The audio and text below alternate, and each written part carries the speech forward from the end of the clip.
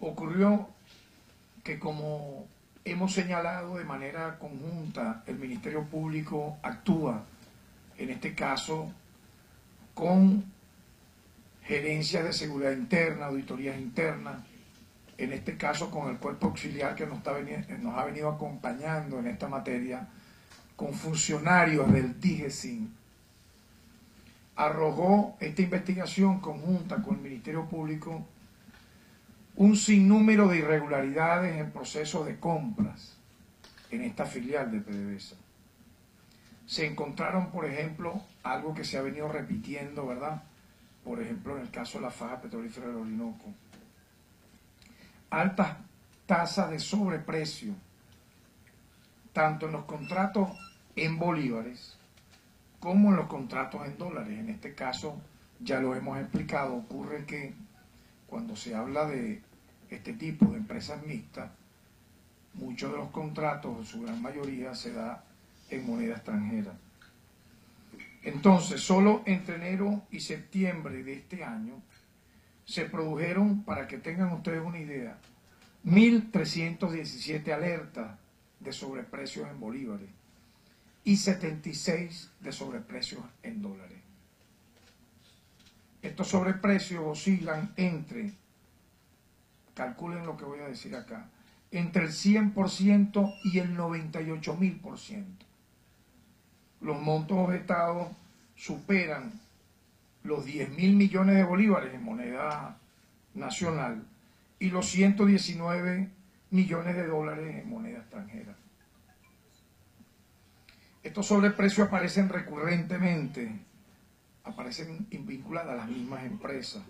En algunos casos se ha contratado con empresas que ni siquiera califican. Voy más allá, empresas que ni siquiera tienen registro fiscal. Las llamadas empresas de monedero, de koala, de billetera, o que ni siquiera llegan a ser empresas, no son empresas. Y entonces, obviamente, esto tiene que determinar una responsabilidad penal a los sujetos que hasta este momento pudieran ocurrir nuevas detenciones, aparecen como responsables. Muy bien. Se ha utilizado igualmente de manera indiscriminada la figura de la adjudicación directa en las procuras. Sabemos que pueden existir en casos puntuales las adjudicaciones directas, pero no puede ser esta la norma.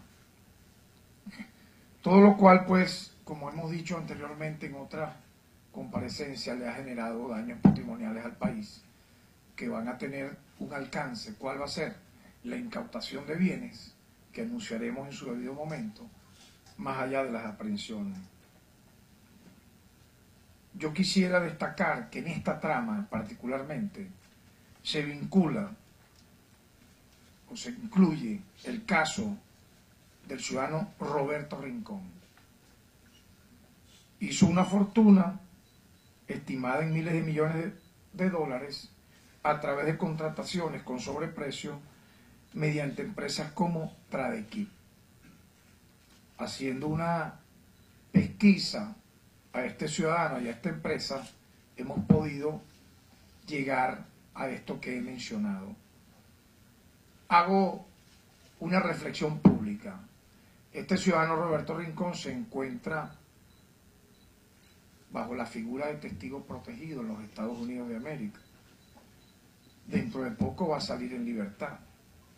Pero los millones de dólares que vulgarmente se palió, se robó a la nación venezolana, tiene que ser repatriado a nuestro país.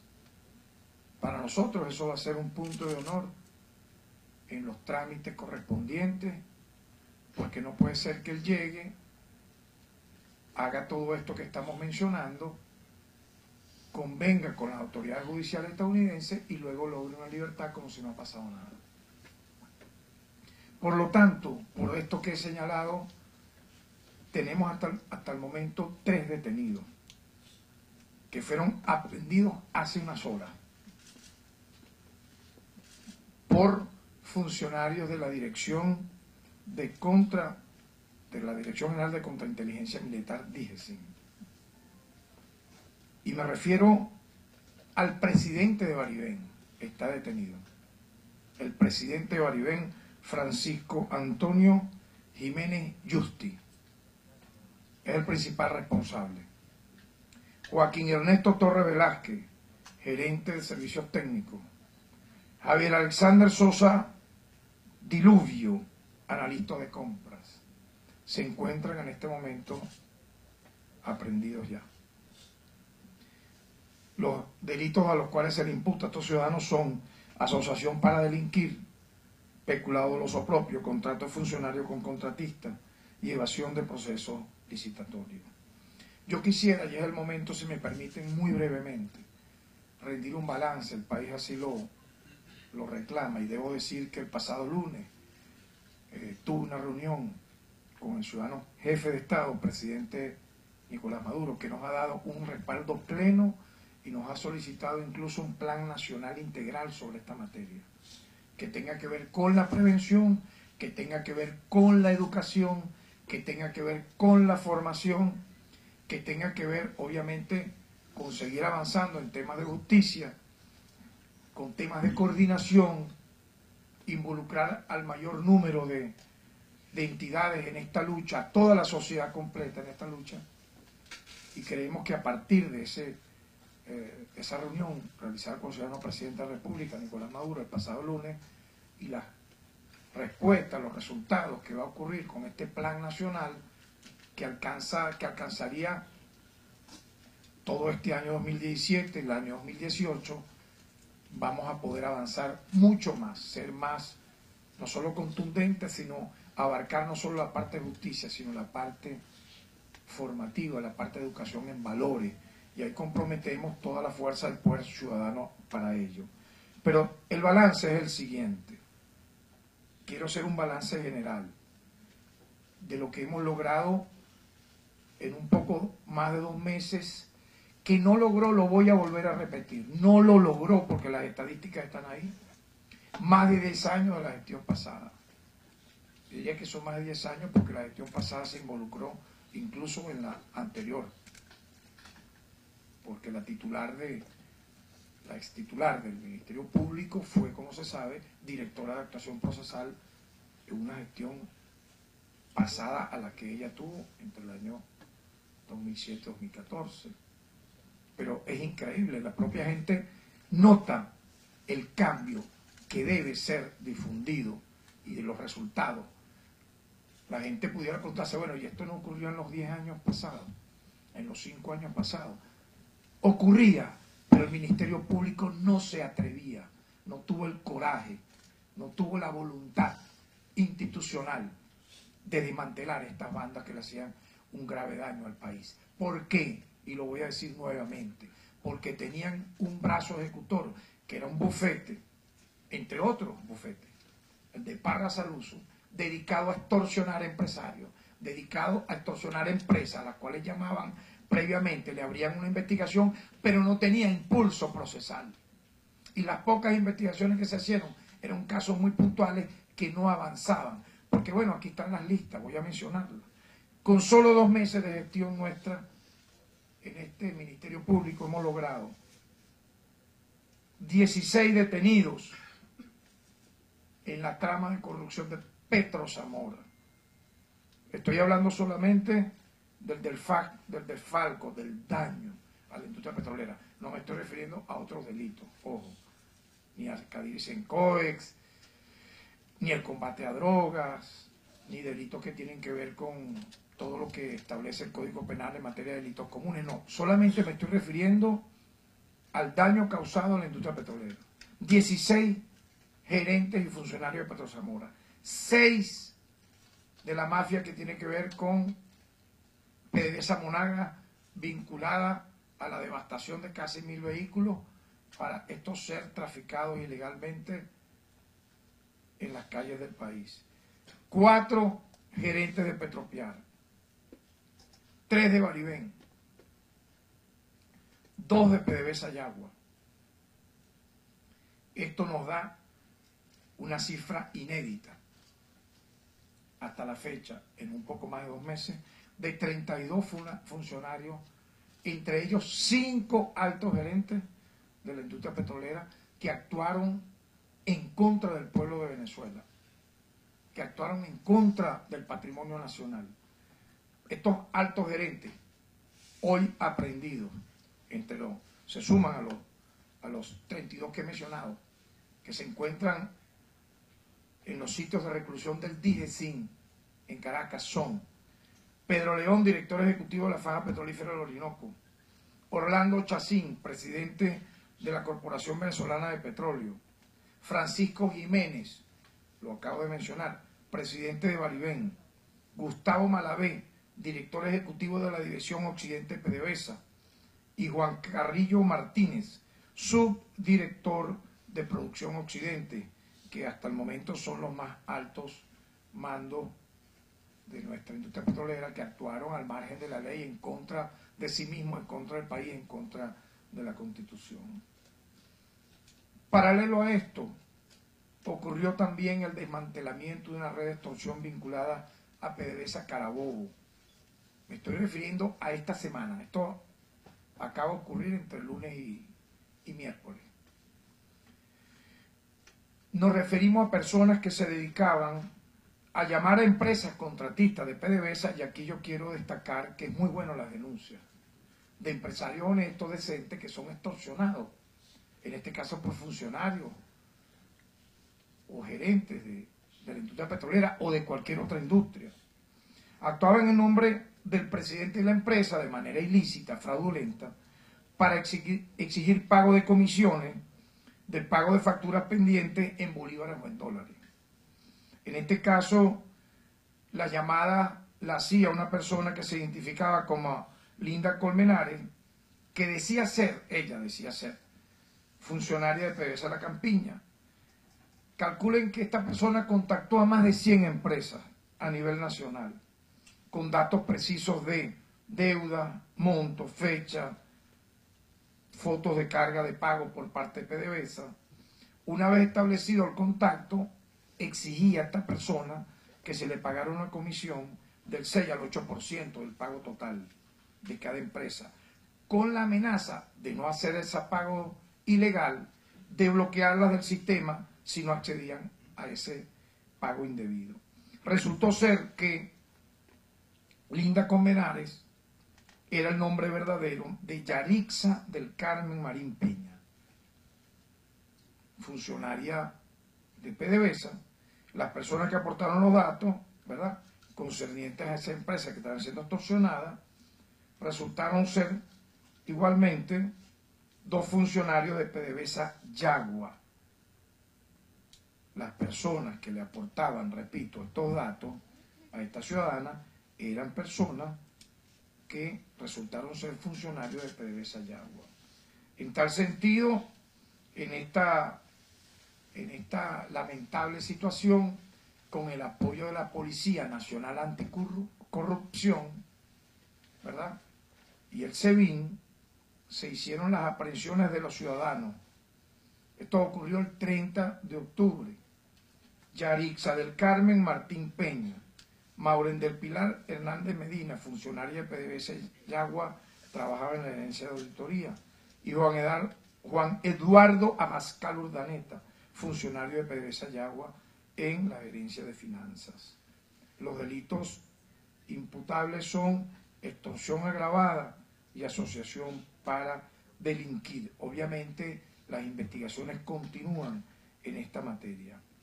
Ustedes saben que nosotros hace unas horas habíamos anunciado que íbamos a solicitar la extradición de Nervis Villalobos, Javier Alvarado y Rafael Reiter. Quiero decir que en el caso de Villalobos y Alvarado, tenían aquí abierto un MP en base a denuncias que se realizaron, en este caso por el consorcio El Sitio, en ocasión de la construcción de una planta termoeléctrica generadora de electricidad contratada por Corpolec. Se hicieron algunas actuaciones relevantes al respecto, pero que culminaron finalmente con el desistimiento por parte del Ministerio Público de esta causa. En tal sentido, nosotros estamos en este momento trabajando para solicitar en este caso a España la extradición de estos 3 ciudadanos. Quiero recordar que en el caso del ciudadano Rafael Reiter estaba siendo investigado por extorsión a empresarios y estuvo en el año 2004 detenido en el DIGESIN. Igualmente, y ya de manera conclusiva, quisiera destacar, luego de esta breve explicación, que todo esto que nosotros estamos trabajando tiene un norte, el norte de devolverle al venezolano la confianza no solo en las instituciones democráticas, que trabajamos en el sistema de justicia, particularmente devolverle la confianza en el Ministerio Público, en el equipo que me acompaña, a quien felicito, nuestros directores generales, la vicefiscal, los fiscales superiores, los fiscales con competencia nacional en materia, en este caso concreto, anticorrupción, los directores de línea, hasta el más modesto trabajador de esta institución que se está transformando, reestructurando, que nosotros vamos a hacer todo lo que el pueblo, todo lo que la Constitución manda, en función de que estos delitos no queden impunes, y siento que vamos por el camino correcto, porque tenemos mucho menos de 100 días en este cargo, y es obvio, es muy contundente, es muy visible que los resultados, la gente tiene que hacer obras por sus resultados, hablan por sí solos, y ya es voz populi que lo que se ha hecho en menos de 100 días no se quiso hacer aquí en más de 10 años. Pero eso no nos motiva solamente a quedarnos en el corto plazo. Queremos profundizar esta labor, sé que vamos a seguir avanzando con el apoyo de la nación venezolana. Este plan anticorrupción que avanzamos, que comenzamos como una línea estratégica de trabajo del Ministerio Público, se va a ver reforzado. Se va a ver reforzado, puesto que estamos ya trabajando una propuesta por iniciativa ciudadana Presidente de la República Nicolás Maduro para que esto tenga un largo alcance que involucre, repito, no solo las instituciones democráticas de justicia del país, sino la sociedad venezolana entera, que debe entender y saber que en estos casos particulares ningún empresario, ningún gerente, ningún funcionario llega a una posibilidad de poder para dañar al otro. Yo siempre pongo este ejemplo para terminar. Aquí se clama muchas veces justicia porque se cometen delitos comunes y se piden incluso cadenas perpetuas. Se ha visto casos hasta de linchamiento porque un ciudadano cometió el error, la falta, el delito de hurtar un celular. ¿Cuántas veces no ha ocurrido que lo han linchado? Pero se ocultó, se mediatizó, se quiso atenuar, se quiso invisibilizar, particularmente por omisión del Ministerio Público, investigar este tipo de hechos, que obviamente terminaron generando una sociedad de cómplices, donde el que usted menos cree estaba incluido en una trama como esta, donde corrompieron incluso funcionarios públicos que tenían una trayectoria previa de ser gente decente. Y nosotros vamos a seguir avanzando porque todos creo que nos merecemos esa justicia y esa lucha. Pregunta a la ciudadana de BTV, a periodista. Buen día.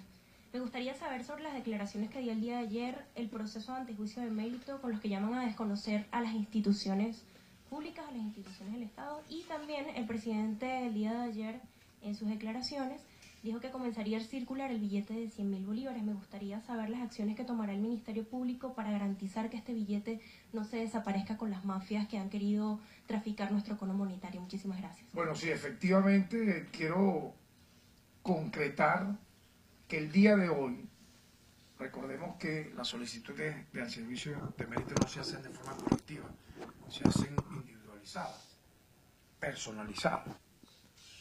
Entonces, el día de hoy jueves, el Ministerio Público solicitará ya formalmente la apertura de uno de esos antejuicios de mérito. Quedará entonces por parte del TCJ en su sala plena determinar en el tiempo prudencial que considere acordar lo solicitado por el Ministerio Público, pero quiero destacar que la época en la cual un ciudadano revestido de impunidad, revestido, repito, de impunidad, para ser llamados de desobediencia, no solo a la ley, sino de desconocimiento a las instituciones y de instigación a otros a que delincan, particularmente en este Ministerio Público, se acabó. Porque ese no es el deber ser de una persona que se dedique a la política. Y no lo puede hacer alegremente y todas las veces que le dé la gana, ocasionando ello, como ocurrió entre abril y julio, lamentablemente, decenas de muertos y más de 1000 heridos. Eso ocasionó un trauma enorme en la sociedad venezolana y estas personas creen que pueden seguir jugando con lo que ocurrió, porque el Ministerio Público, fíjense, yo he estudiado estos temas, yo los estudio, trato de investigar, de pedir información, de cruzar datos y cifras. Es impresionante ver cómo aquí hubo una total impunidad para castigar los delitos de violencia. En el caso de los crímenes de odio fue repugnante. Hemos tenido nosotros que judicializar, ya con detenciones, de eso vamos a hablar la semana que viene, en caso de crímenes de odio, gente que fue quemada, cuchillada, apedreada, porque el Ministerio Público ni siquiera en casos como esos actuó. Y ni en otros muchos casos. ¿Por qué entonces algunos actores políticos se vieron en la aventura de continuar en esa cadena de hechos violentos? Bueno, porque tenían la complicidad del Ministerio Público, del antiguo Ministerio Público. Nosotros hemos dicho que así como estamos actuando, y lo estamos demostrando, con investigaciones objetivas, independientes, imparciales, para de manera inédita ir a fondo en la lucha contra la corrupción, llamada por algunos de cuello blanco, yo la llamo corrupción de carácter doloso, porque se hizo con premeditación, con alevosía, para dañar patrimonialmente a nuestra nación, producir incluso un déficit fiscal. Yo pudiera tener esa tesis de que aquí la trama de corrupción en PDVSA significó trasegar todo ese dinero y colocarlo en bancos estadounidenses, porque la mayoría de estas personas viven allá. Estamos adelantando otras investigaciones, luego las anunciaré, sobre delitos económicos, pero todo esto siempre tuvo la impunidad ciudadana periodista. Esta vez no va a ser así, y hoy, ya en próximas horas, estaremos entregándole al TCJ la primera acción concreta sobre este tema, para que efectivamente aquí haya orden, porque la gente quiere paz. ¿Cómo es posible que si se convocan, ya yo hablaba que en menos de 100 días 2 elecciones, pero vamos un poco más allá, en casi, si usted calcula, entre julio y diciembre, hay casi 6 meses, ¿verdad? En 6 meses 3 elecciones.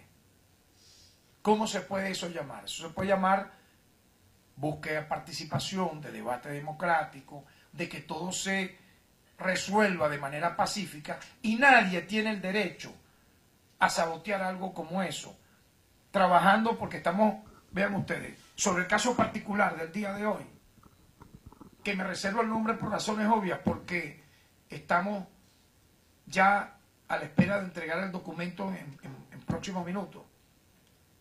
La persona venía siendo el protagonista visible de los llamados a matar en las calles, a crear ingobernabilidad, caos. ¿Qué significa eso? Explíquenme ustedes. Que alguien aquí defienda y diga que eso es democracia. Entonces hay una contumacia. Aquí se creyó que eso podía pasar impunemente y nosotros sentimos que no solo debe haber una investigación, ¿Qué es lo que estamos solicitando de manera formal? ¿En base a qué? A un MP.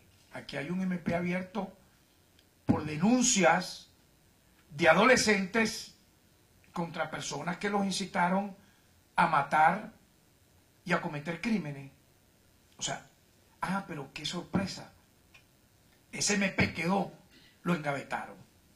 Tuvimos nosotros que reabrirlo, porque no tuvo un solo impulso procesal.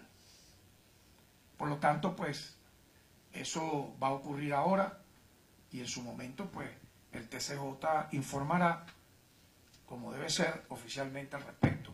En relación al cono monetario, las respuestas han sido contundentes. El decomiso supera, como ya se sabe, casi los 2.500 millones de bolívares, que van a una cuenta formal que abrió el Ministerio Público para que ese dinero tenga un flujo y posteriormente, culminar las investigaciones, pasen a manos del Tesoro Nacional. Gerentes de banco que aparezcan involucrados en estos hechos, funcionarios policiales que aparezcan involucrados en estos hechos, lamentablemente la justicia los va a alcanzar, porque tampoco podemos jugar con el dinero del pueblo que es trasegado y traficado para cobrar comisiones en su reventa o pasado a la frontera para ser lavado y convertido quién sabe en qué. Muchas gracias. Bien.